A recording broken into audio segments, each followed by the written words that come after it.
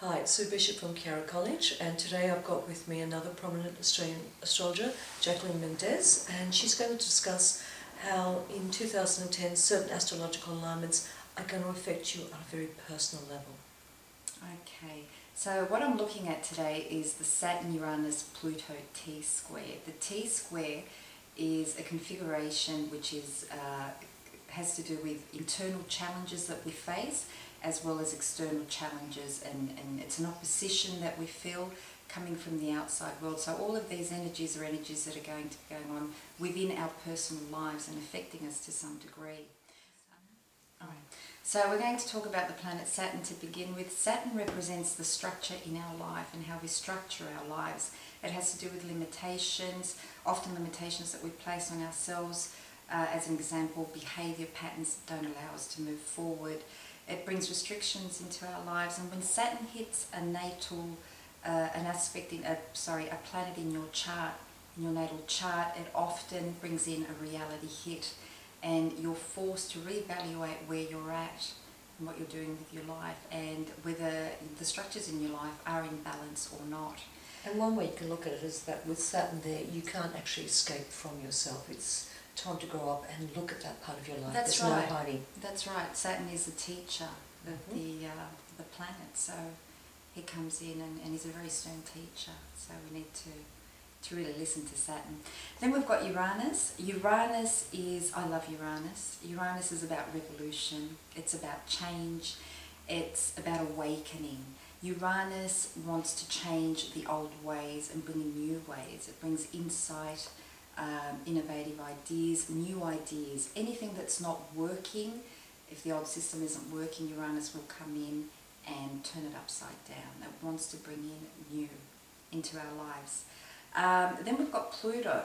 Pluto can be seen as positive and negative. It has both aspects. It represents transformation. It's a process of death and rebirth. Pluto can be controlling in a negative sense and dominant. It's also, it's about power, power in the positive and power in the negative.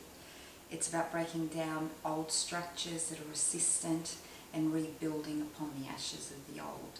So these are the three planets that are going to be affecting us as on an individual level and also worldwide over the next few years. So it's a very potent mix, isn't it? It is. It's very potent. Absolutely. Now, the people that are going to be affected mostly by this T-square are people with the star signs, the cardinal star signs, which would be Aries, Cancer, Librans and Capricorns. There's also the mutable signs at the later degrees, which are Pisces, Gemini. As I was saying, if you pertain to any of those star signs, particularly the cardinal signs now, are the ones being affected the most. So for example, if you are an Aries, one of the things that you're going to be feeling the push for is personal endeavours. So stepping out of the comfort zone and pushing yourself to achieve whatever it is that you've been wanting to achieve.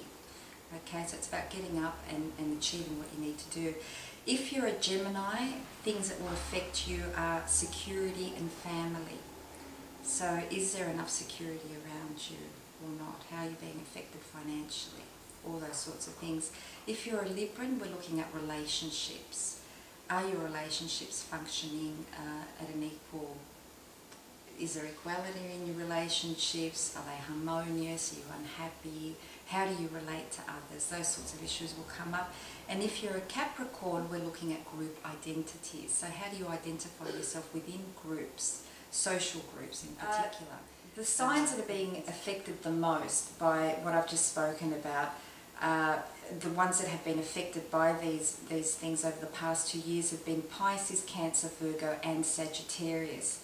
Now the ones that will be affected more so starting around July, August of this year will be the cardinal signs, which are Aries, Cancer, Libra and Capricorn. Okay. Now the things that to understand how these planets are affecting us at an individual level, you need to look at the frustrations that you're feeling in your life. So for example, we've got Saturn opposing Uranus in the sky at the moment. Saturn opposite Uranus represents the struggle between the old way of doing things and the new way of doing things. So in order to understand how these planets are affecting you at a personal level, you need to look at the areas of your life that are crying out for change. And also, I suppose for people, if they look back to late September, how it was playing out for them then, they've got an idea of how it's going to impact them, especially up to April and May. That's right. So there's a desire for change within these individuals that are being affected. You'd be feeling that inside yourself, whether it is a work situation where you're starting to feel restless, you're unhappy, you really need to make a change. These are the areas that you need to look at. If it's a marriage that's going nowhere, can you make changes, creative changes rather than total destruction is what we're looking for here with Saturn opposite Uranus. Where do you feel oppressed in your life? Also, are you sacrificing your personal happiness for someone or something? These are the areas that are calling out for change, okay? We need to make these changes. If we don't voluntarily make these changes, the universe steps in and forces us to make these changes. We either lose our job or our marriage breaks up.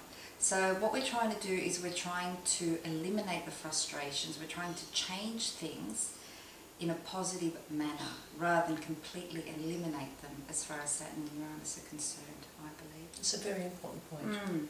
Okay. Now, for those with Saturn square Pluto, there is a sensation where you're struggling against chains that are holding you down, so to speak.